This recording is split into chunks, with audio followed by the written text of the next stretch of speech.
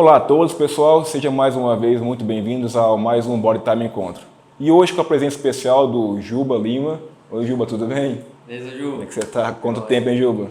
E do Mário. E aí, Mário? Joia, Juliano. Seja bem-vindo, pessoal. E hoje nós vamos estar falando sobre o nosso mercado, né, Juba? Nosso mercado, nosso produto, né, Mário? Certo. Eu queria ver com vocês qual que é a dificuldade que você enxerga hoje, ainda mais depois desse quadro pandêmico. O que você, a tua perspectiva sobre o nosso mercado, o que você espera da nossa população, de modo geral, nossa sociedade, que eu vejo, segundo a OMS, hoje ela aponta que até 2030, 28% da população brasileira vai estar obesa. E isso é um número preocupante, né, para nós educador físico, ainda mais que nós estamos inseridos num contexto de hoje como profissionais da área da saúde, né?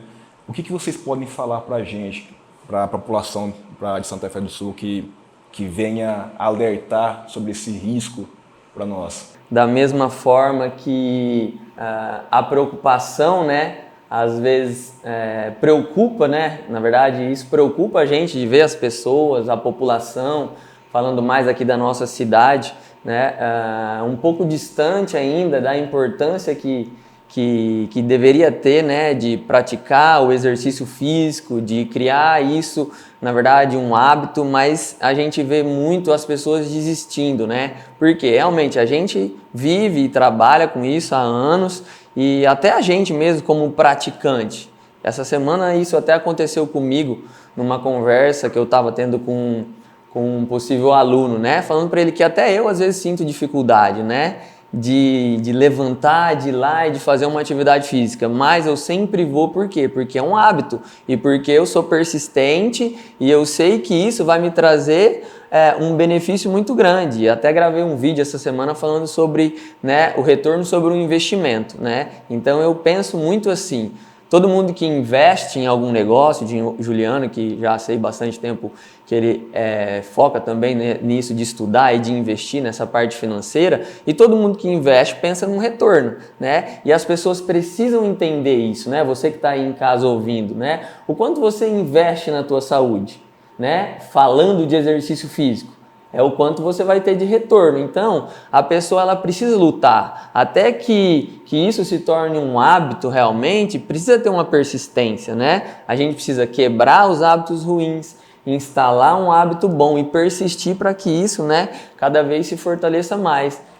Talvez na hora da venda você vender um emagrecimento, mas na hora do trabalho tentar entender o porquê aquela pessoa emagreceu, né? E com as ferramentas que eu tenho, o que eu posso fazer para ativar aquela pessoa a tornar esse exercício físico um hábito na vida dela, né? E isso com certeza não muda uma pessoa, muda a casa. Quando a gente, Juliano que tem mais tempo, mais experiência do que eu ainda e do que o Mário também, ele sabe disso. Quando ele consegue transformar ou ajudar a mudar um estilo de vida de um pai, vai mudar da esposa, vai mudar dos filhos. Então assim, isso é fantástico. Então, nesse ponto, essa é a visão que eu tenho, né?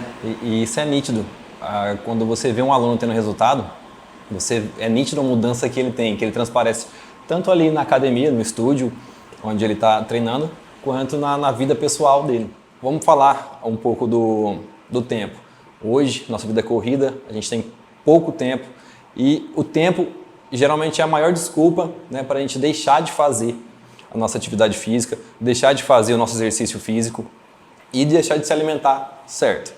Então, se antes da pandemia o tempo era o empecilho, então na pandemia, na teoria, a gente teria que comer melhor, porque a gente teria tempo para fazer a nossa alimentação em casa, ter tempo para fazer um exercício em casa. E aconteceu o que na pandemia?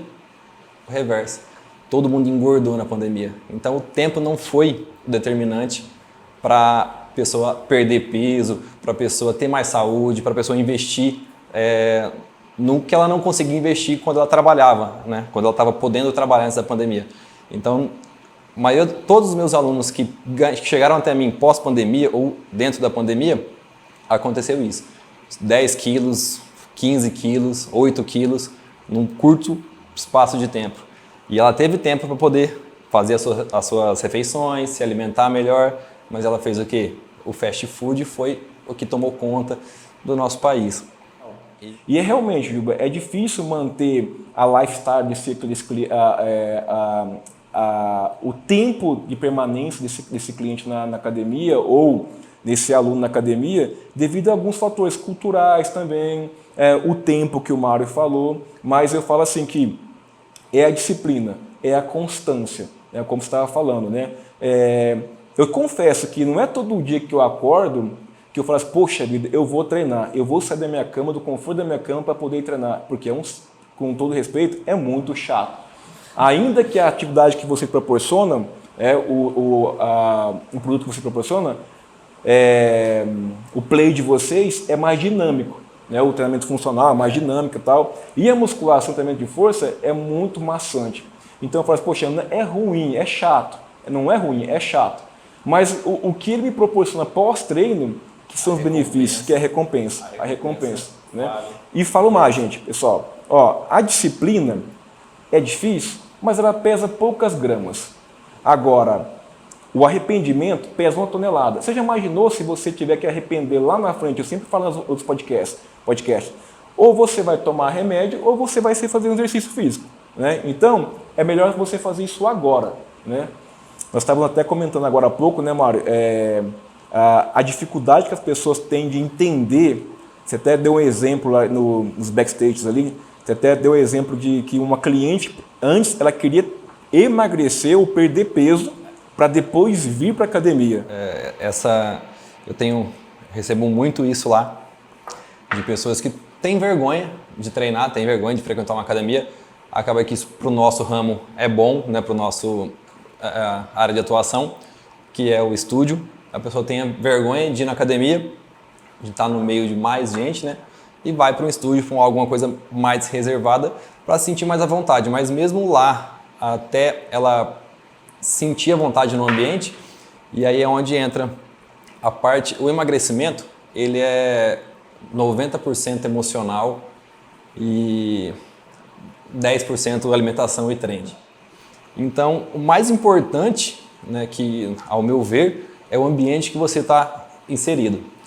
Se você está em um ambiente, se você quer perder peso, se você quer mudar o seu lifestyle e está num ambiente em que todo mundo faz o que vai contra o que você quer, não adianta, você não vai conseguir resistir às tentações naquele momento. Sim. Então você tem que se retirar um pouco dali para você ganhar força primeiro. É assim que funciona o emagrecimento, para você ganhar força emocional, psicológica de dizer não, né? Porque para o sobrepeso, o poder do não é o essencial na jornada, falar não às tentações. Ô Juba, o que eu tenho observado, alguns meses atrás eu estive numa feira internacional e o que eu observo? Eu observo que para esse ano existem algumas tendências. O mercado ele caminha, ele é bem volátil, mas ele caminha para algumas tendências e a gente tem que adequar-se ao mercado, né? E eu vejo que eles diminuíram um pouco mais o tempo, o volume de treinamento, né? E aumentaram a intensidade de treinamento. Eu acho que é em decorrência ao tempo que hoje em dia é muito o mundo hoje é muito corrido, o mundo gira muito rápido, então eu vejo isso. E o que eu tenho observado? Que você começou a criar você partiu para um nicho diferente, o Mário também, mas de modo geral eu observo que existe, precisa ter um fim no amadorismo, como profissionais. Eu tomei uma via, eu tenho uma academia onde a Bodytime atende um público específico, mas eu estou caminhando por um lado que é voltado para a saúde e promoção, né? E menos performance. O mercado do fitness, ele ajudou nos ajudou assim, alavancou muito o nosso mercado. Mas eu sempre falo que o fitness e a saúde eles são distintos, eles não andam juntos. né? E hoje, um dos propósitos do podcast é isso. É trazer informações relacionadas à saúde e menos à estética e ao esporte de alto rendimento. E eu vejo que o mercado está indo para isso porque a população tá precisando dessas informações e desse tipo de serviço. E o que eu vejo quando eu falo que não tem mais espaço para o amadorismo? E isso é um puxão de orelha para nós, educador físico mesmo, entender que nós não podemos ficar inseridos em outro contexto de forma atrasada. Um exemplo disso que eu vejo é assim, ó. Hoje, não sei qual operadora de plano de saúde que fechou um acordo já com o Gympass, e eles vão começar a fazer o quê? Pessoas que estão matriculadas em uma academia, qualquer academia que seja, eles terão um desconto muito grande em relação ao seu plano de saúde. Para você ver a importância que o plano diz que a operadora, não vou citar o nome para não fazer propaganda para a operadora, mas como que a operadora preocupa e entende que aquela pessoa que está inserida num contexto se movimentando é importante para ela, né? Então a operadora visa lucro. Ela não pensa no seu bem, ela pensa no lucro. Por outro lado, o que eu vejo quando eu falo do fim do amadorismo?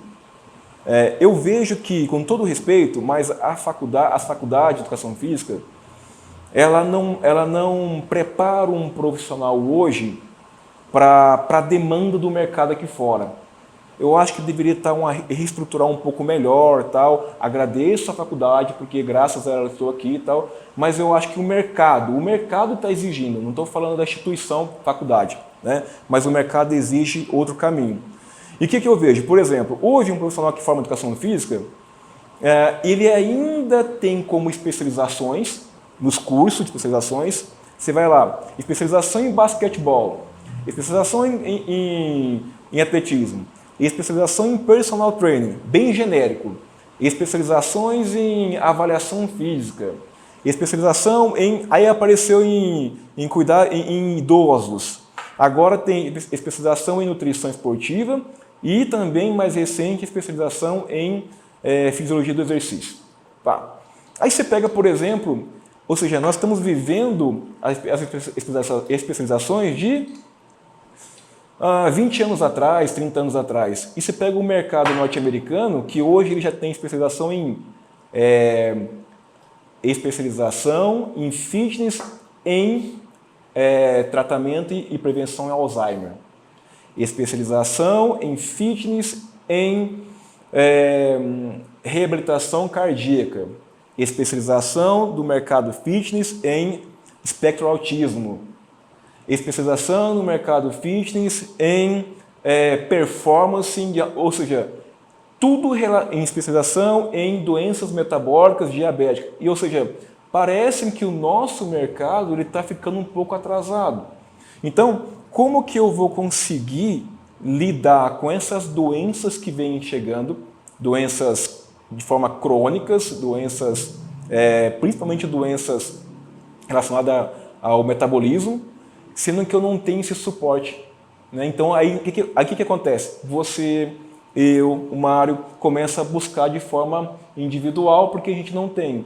E aí você começa a distanciar de alguns profissionais que então ainda está focado somente em estética, somente em alta performance, né? E a gente esquece que nós, quando fizemos o juramento, nós éramos inseridos num contexto de saúde, prevenção e promoção da saúde, né? Mas hoje eu vejo que o personal só pensa somente na estética e performance, né? E aí o que acontece? Eu falo que está chegando esse mercado novo, que quem tiver atualizado, quem tiver inserido nesse contexto, vai ser muito mais rentável. Porque eu vejo constantemente chegar clientes na academia com um laudo laboratorial, uma ressonância ou um raio-x, ou até mesmo um exame laboratorial, e a gente consegue interpretar, consegue analisar aquilo lá de forma bem precisa porque a gente tem nossas clínicas de treinamento.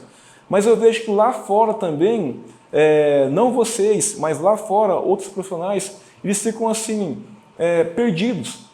Então eu falo assim, que não cabe mais o amadorismo na nossa profissão. E para que essas pessoas, que são os 95% da população, que não vieram para a academia, que não procuraram o nosso serviço ainda, talvez porque ainda não acredita na nossa, não confia ainda na nossa entrega, no nosso serviço. Então, acho que isso também atrapalha. O que você acha? Bom, existe uma estatística que mostra que nós temos um delay aí dos Estados Unidos de 10 anos. Então, vou dar um exemplo. O CrossFit explodiu no ano 2000 lá nos Estados Unidos. Aqui explodiu em 2010. A musculação também, se eu não me engano, 1960 ou 70 nos Estados Unidos, 1980 aqui. Então, existe mesmo. Eu tive a oportunidade de estudar, vocês sabem disso, nos Estados Unidos. Vivenciei isso lá na prática e vi o quanto a gente, se eu não tivesse tido essa atitude naquela época, baseando naquilo que eu queria estudar, eu ia estar 10 anos para trás, né? Então hoje eu acredito tanto, e vocês também percebem isso, né? Que falta, né, interesse, né, investimento dos profissionais da nossa área, que no entanto eu já há anos estou trabalhando, ministrando cursos, né, porque também isso é um propósito que me move, né, de capacitar, né, de valorizar através do estudo, do conhecimento a nossa classe, né, e eu vejo isso constantemente. Estava até comentando aqui com o Mário e com o Sandro antes do Juliano chegar, né? Vou amanhã para São José do Rio Preto ministrar um curso em uma cidade que é uma referência para a gente aqui, né? Que acreditava que poderia ser a minha maior turma do ano de 2022. Esse vai ser a oitava cidade que eu vou esse ano dar curso, e a última do ano, e vai ser praticamente a cidade que eu vou ter menos alunos, né? E o que isso me mostrou, né? O amadorismo, uma cidade onde o ticket médio, a hora-aula é muito maior do que a nossa aqui, muito menos pessoas interessadas. E aí, quando você vai ali, né, que eu tive a oportunidade de ir ali antes e ministrar uma palestra e assistir um pouco deles trabalhando, né? Eu gosto sempre de ir antes e ver eles trabalhando para ver o terreno que eu estou pisando, né? E realmente, com todo respeito, eu vi isso que nós estamos falando aqui, né? Muito amadorismo. E quem sofre com isso, né? É o aluno, é o cliente. Por quê? A demanda está crescendo, pessoas estão buscando, né? Mas a falta de profissionalismo e de conhecimento dos profissionais é um dos motivos que não retém os alunos. Falta clareza para os clientes, para as pessoas aí de casa. Por quê? Porque falta interesse dos profissionais em se capacitarem, né? E até para você ter clareza na sua comunicação, nós não aprendemos isso na faculdade. Apresentar trabalho lá na frente, né? Não trouxe pra gente expertise em comunicação, em persuasão. Não é, Ju, Mário, vocês? Então, assim, é estudar, é se preparar e entregar, né, um diferencial. Então, essas skills que a gente adquire ao longo do tempo, não está em livro, não está em livro, né? E eu falo assim, porque para mim é uma situação extremamente frenética, que eu brigo o tempo todo com isso, com o meu funcionário, com meus colaboradores da academia, né? Por isso que eu promovo as clínicas de treinamento, para que eles estejam cada vez mais capacitados. Por quê? Porque o cliente chega para você, às vezes ele te testa, porque ele já tem a informação, tem o conhecimento na palma da mão dele, graças ao celular ou ao computador. Então ele vai te questionar ou te testar de forma assim, e ele tem o direito de fazer isso. Olha, eu preciso disso. Como que eu faço? Ele te testa, ele te questiona. E se você não tiver a autoridade para poder responder aquilo com clareza, você vai ficar... Aliás, eu vejo que hoje o profissional, ele não está mais resolvendo o problema, ele passou a ser um problema.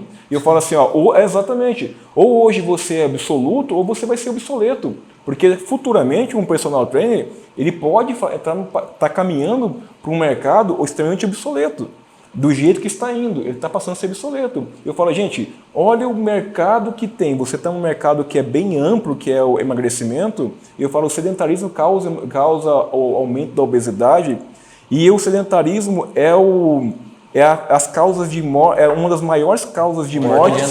É uma das maiores causas de morte que pode ser evitada. Ou seja, que se pode ser evitado. Aí você falou assim, poxa, Gil, se você for colocar na ponta do lápis, quanto que essa pessoa gastou, né? Só que assim, O exercício físico, ele é preventivo. O exercício físico, eu falo que o exercício, até conversei com esses dias com o Felipe, está na faculdade, no curso de cursando medicina. Falei, Felipe, o exercício físico, cara, ele é uma medicina preventiva. O curso que você faz é uma medicina curativa. Então, ou seja, nós não temos notoriedade, não temos autoridade no assunto para poder convencer essa população a importância do nosso mercado, do nosso produto.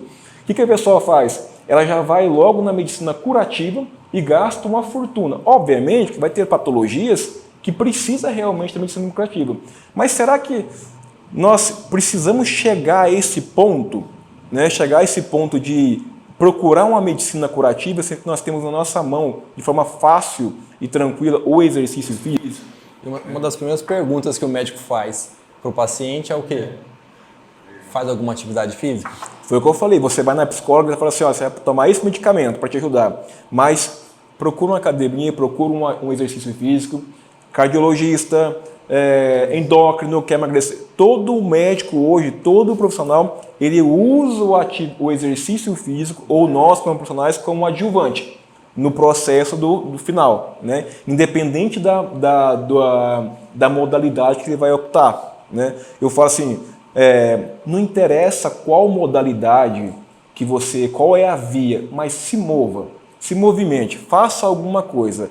Eu não gosto de musculação, faça funcional. Eu não gosto de funcional, faça natação, mas lutas, faz alguma coisa, né? Quando eu convidei vocês, assim como eu convidei os outros, esse encontro é para... Eu tive tantos benefícios, colhi tantos frutos com o exercício físico de modo geral, e eu tenho autoridade para poder falar sobre isso, porque o quanto eu vejo, e vocês também, o quanto eu vejo que o exercício físico impacta a vida das pessoas, muda elas de forma direta e indiretamente, de forma aguda, de forma crônica, e eu queria transmitir para a população, ou para a sociedade de modo geral, a importância que é. Por isso que eu faço essas reuniões, esse encontro de forma periódica, e para despertar cada vez mais interesse, porque o quanto que eu fui beneficiado, o quanto eu aprendi com isso, eu queria transmitir, eu queria passar, dissipar as informações para contribuir um pouco com a sociedade, entregar para eles, contribuir o que eles entregaram também. Então essa, para mim, faz parte do meu propósito quando eu fiz o juramento na faculdade, entendeu? E assim, isso me incomoda muito quando eu vejo um profissional, nosso colega de profissão, não buscando, não respeitando a nossa profissão e não colocando ela no degrau ou no patamar onde ela deveria estar, né? Que faz parte, porque é algo extremamente responsável da nossa parte, porque nós estamos cuidando da vida das pessoas, né? E isso tem um impacto direto muito grande, muito forte. Eu falo assim, ó, gente, aí o aluno chega na academia, ele chega assim, olha, eu quero fazer isso, eu não gosto disso, eu não gosto daquilo. Se você tem autoridade, se você tem conhecimento no que você está falando, no que você está entregando, você passa o quê? Não servir esse cliente ou esse aluno, você passa a conduzir ele. Igual nós estamos aqui, nós estamos criando o quê? Condições, nós estamos conduzindo uma população, uma sociedade, através de informações para que elas sejam conduzidas a trilhar um novo caminho, melhorar o estilo de vida delas. Então isso é preocupante, é outra coisa. Então eu tenho que me preocupar hoje com a população, com a sociedade que está sedentária, e também temos que preocupar também com nossos colegas de profissão que não estão aptos para poder receber esse público, né? Então é um pouco preocupante, mas é uma situação que eu falo que assim, é frenética da minha parte tentar mudar esse cenário. É muito interessante isso, né, que Juliano apontou aí pra gente. E eu sempre, na abordagem, assim, tanto eu com os alunos quanto a minha equipe, eu sempre tento tentar entender, né, o porquê que aquele aluno tem aquele objetivo, como por exemplo, quando o aluno fala assim, eu estou aqui, minha proposta é emagrecer, eu estou aqui, a minha proposta é ganhar massa muscular, ou eu venho aqui que eu estou com fibromialgia, ou seja lá o que for, né? Tentar entender o porquê ele chegou àquela situação, tá? E mostrar para eles que o resultado vem e a gente tem energia para continuar, mesmo quando tá difícil, quando você tem um propósito. Como assim quando você tem um propósito? Por exemplo, se essa semana eu recebi um cliente sobrepeso, né? Engordou 52 quilos em 2 anos, tá? E aí conversei, ouvi ele, fiz muitas perguntas para tentar entender o que aconteceu nesses 2 anos, né?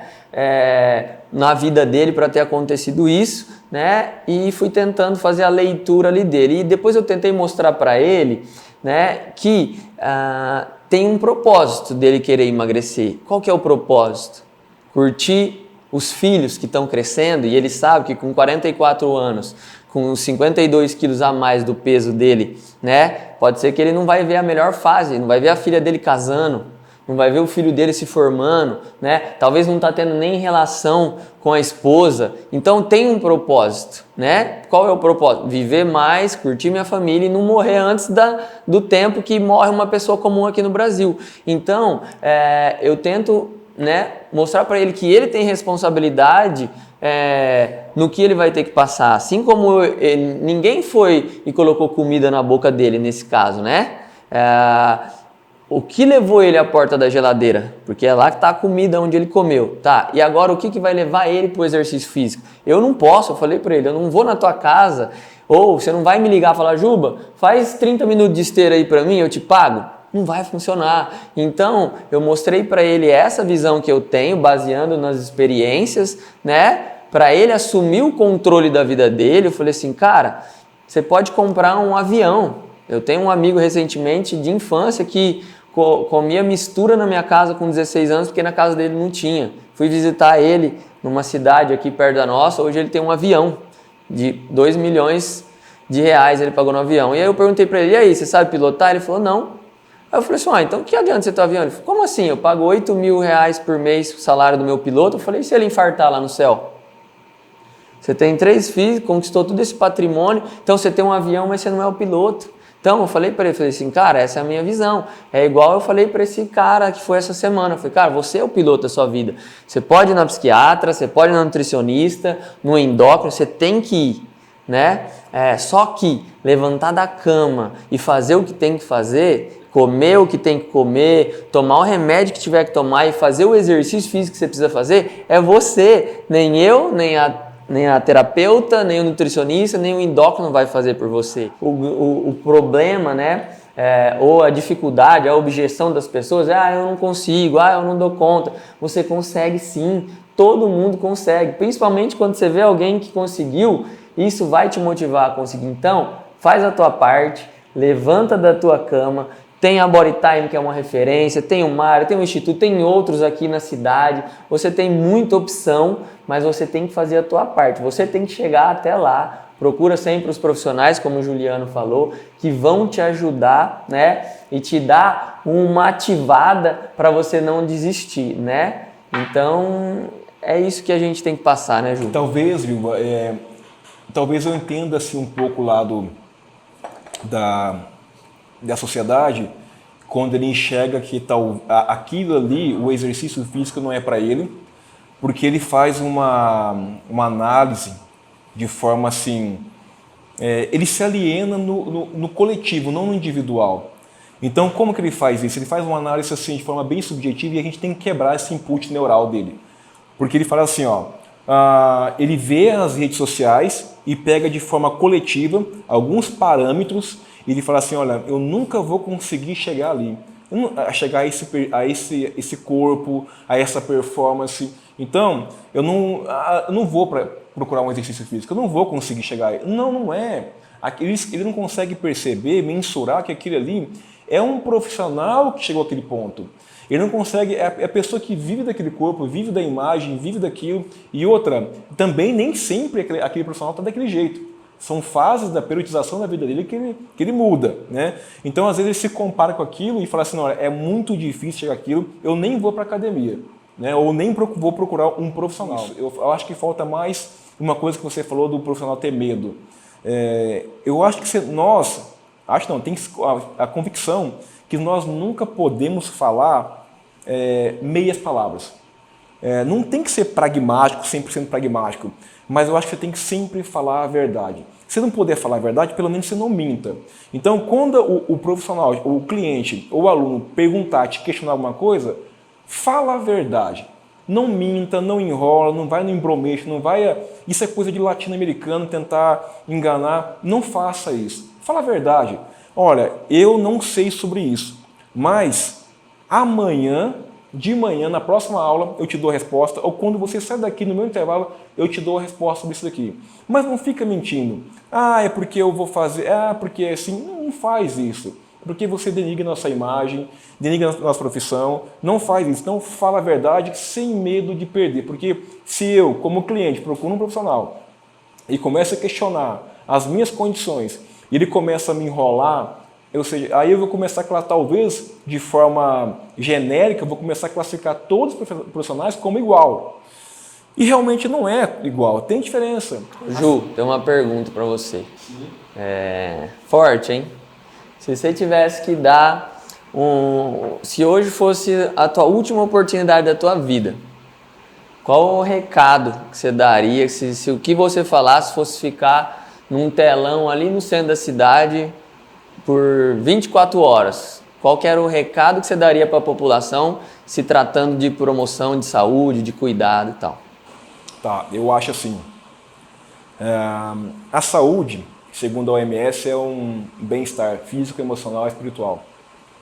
Então eu tenho a convicção de que não se baseia em um único pilar, né? Eu me baseio em 3 pilares, físico, espiritual e mental. Eu falo que o meu espiritual ainda deixa a desejar um pouco, mas eu estou conseguindo ter cada vez procurando mais uma conexão com o Criador. Eu mudei muito o meu conceito de alta performance e rendimento e voltei mais para o meu lado da saúde. Eu estou com 44 anos, daqui a pouco eu estou com 60, 50 anos. E eu sei que as minhas articulações eu não sou um profissional, não vivo do esporte. Então hoje eu já sigo a risco a minha graduação, o meu propósito, que é promoção e prevenção da saúde. Então eu treino, faço atividade física diária. Tenho uma alimentação, de certa forma, um pouco regrada, né? Apesar de eu ter uma boa hipertrofia muscular, mas também pequei por falta de conhecimento. Eu sou uma pessoa hipertrofiada, mais desnutrida. Eu era desnutrido por falta de conhecimento. Eu costumo dizer que 100% das pessoas que treinam, os amadores ao esporte, basicamente 40% eles estão equivocados com relação à dieta. Eles se equivocam, alguns mentem, mais de 30% a 40% acham que estão alimentando certo, mas não estão. Eu me colocava entre eles. Hoje eu tenho um conhecimento um pouco mais profundo disso, então eu consigo minimizar os erros. Mas o recado que eu dou, se fosse os meus últimos dias de vida, é assim: não deixe jamais de se movimentar, independente da modalidade. Não deixe de se movimentar. Procure um protocolo de treino que realmente você vai colher os benefícios e os frutos do exercício físico. Segundo, nós vivemos num ambiente extremamente obesogênico, mas seleciona mais seus alimentos. De forma subjetiva, procure comprar seus alimentos não em supermercado, mas mais em açougues e quitandas, são alimentos mais naturais. Seja um pouco mais compreensivo e amigável com os seus irmãos, né? Tenha um pouco mais de tolerância, paciência. E de uns tempos para cá, eu procuro cada vez mais uma conexão com o Criador, foi o que eu te falei. E quem está distante procura se aproximar, deixar mais restrito isso, porque realmente vale a pena. No final das coisas, quando a coisa aperta mesmo para você, a primeira coisa que vai acontecer é você vai correr e pedir ajuda para ele. Então eu acho assim, Gilba, plena convicção, o legado que eu deixaria: faça exercício físico, cuide da sua alimentação, e procure cada vez mais, de forma restrita, uma conexão com o Criador. Eu falo com o Criador porque, independente de religião, né, mas eu acredito num Deus, um Deus único e que faz toda a diferença na minha vida. Então esses 3 pilares para mim são faz a diferença. Se você tiver essa conexão, obviamente você vai tratar melhor teu irmão, você vai ser mais compreensivo, você vai ter um pouco mais de respeito, é mais moral. Não estou falando nem tanto de ética, mas mais de moral. Eu acho que você vai conseguir viver um pouco melhor. Então, espiritualidade, mente, físico e espiritualidade. Eu acho que isso que eu deixaria como importante, que eu acho que é o que vale. E você, Marinho? Mesma pergunta para você. Ele respondendo, eu já estava pensando, ele foi falando, eu fui lembrando. Quando eu virei essa chave, deu esse gatilho para mim. O que o Juliano falou é basicamente o que eu acredito, porque o Juba sabe, compartilhou desse momento. Antes, quando a gente era noivo, eu e minha esposa teve um câncer raro, foi um câncer no intestino, normal em homens acima de 60. Numa mulher de 26 era raríssimo esse câncer. Então foram 18 meses ali dela comendo comida batida só, né? Papa, se ela comesse alguma coisa sólida, voltava. Então, nesse tempo, foi onde eu busquei o Criador, né? Desde então a gente vem